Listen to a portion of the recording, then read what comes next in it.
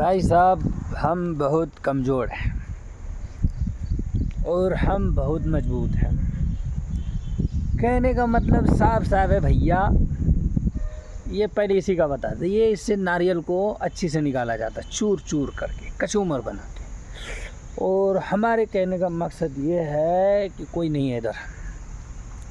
दूसरा कहने का मकसद ये है कि हम भाई साहब घर से भागे पड़े हैं। क्यों भागे पड़े हैं उसका रीज़न नहीं है, ऐसे इतना ज़रूर पता है कि हम भागे पड़े हैं। और भागे पड़े हैं तो हमारे घर वाले कॉल करते हैं तो पूछते हैं महीना पूर गया, पैसा कब डालोगे। अरे हाल दाल तो पूछ लेते भैया, डायरेक्ट पैसे भी बात ख़त्म कर रहे। और जब हमने पूछा तो बोलते दोबारा हम कुछ नहीं सुनना चाहते, पैसे कितने तारीख को डालोगे वो बताओ। तो हमने बोल दिए जल्दीबाजी में कि 1 हफ्ते बाद। भाई साहब डायरेक्ट फ़ोन काट दिए, डायरेक्ट फ़ोन काट दिया। फिर हमारे कमीने लोग आदमी जो हमारे रूम के अंदर रहते हैं वो बोलता है ऐसी माँ बाप नहीं होनी चाहिए। तो हमने पूछ लिया कैसा होना चाहिए, तो बोलते पैसे की बात पहले नहीं होनी चाहिए। मतलब पहले हालात पूछ ले, हालात पूछ ले कैसी है। तो उसको पता है कि बाहर में जाता था 2 ही हालात में इंसान जिंदा रहता है। एक वो हालात में भैया जो घर वाले जानते हैं कि भाई साहब उसको ज़िंदगी ना 22 साल में उसको खटाना स्टार्ट कर दिया है। वो गाली भी लौंडा सुनेगा और चप्पल भी खाएगा और पैसे भी कमाएगा, तीनों एक साथ करेगा। और कभी कभी इज्जत की जब बात आई तो लौंडिया भगा के भी लेके जाएगा। तो वो तो भाई साहब क्लियर हो गई हमारे तरफ से। तो हम कहना चाहते हैं हमारे लाइफ में सुकून है ही नहीं है। शादी कर लिया तो वो लड़की कैसी थी वो मालूम नहीं है मेरे को। हम थोड़ी देर बिजी हो गए हैं तो हमसे सवाल क्या आता है, आप कहाँ बात कर रहे थे 1 घंटा से। अरे बहन, मतलब हम 5 मिनट बिजी नहीं हो पाते और 1 घंटे की सवाल आ जाती है। और वो जब बात करें और हम पूछ लें तो भाई शक कर रहे हैं आप। आपके जैसा हस्बैंड होना ही नहीं चाहिए, वाइफ पे अपना शक कर रहे हैं। बताइए बताइए क्या करेंगे हम लोग। यही है सच भाई। शुक्रिया। और नहीं सॉरी, पहले सुन लो पूरी बात, हमने बताई ही नहीं। जब उससे दोबारा पूछा जाता है तो हम पूछते बता दो, हमने थोड़ी कुछ आपको शक किए हैं, आपको हम पूछें।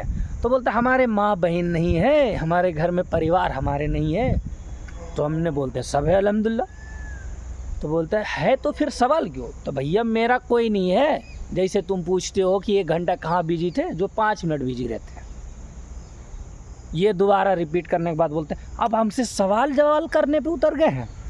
तो करें क्या मैडम, बता ही दीजिए। हमारे ज़िंदगी में भैया जितनी लोचा लेके चल रहे हैं, डिप्रेशन, सुकून ख़त्म। सच बोलो, आप हमसे कुछ बातें छुपा रहे हैं और आप नहीं बताना चाहते तो कोई ज़बरदस्ती की बात नहीं है। तो हम बोले ठीक है भाई, चलो कोई बात नहीं। आप क्यों नहीं बताना चाहते उस बात को, ये वाइफ का कहना है। और जब बताने पे जाते तो बोलते ठहरो, रहने दो उस बात की। तो भाई साहब शादी करोगे तब मालूम आएंगे। बस हम कुछ नहीं बताएंगे। शादी जिस दिन होगी उस दिन पता चलेगा। हाँ कि भाई कदम कदम पे टोकने वाला और कदम कदम पे रोकने वाले होते हैं।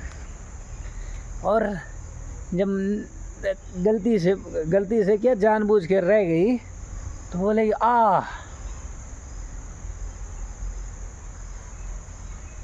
क्या हुआ बोलो। तो बोलेगा अजी कुछ लाइए खिलाइए, और सारे चीज़ खिला पिला दिए।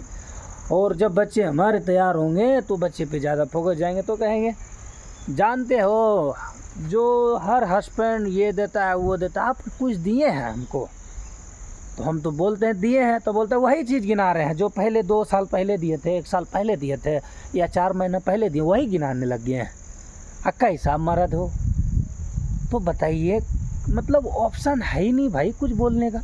उसको आज फ़ोन लिया दो, कल उसको बता दो, देखो वो आग का बोला हो जाएगा भाई, मिर्ची लग जाएगी पूरी तरह से।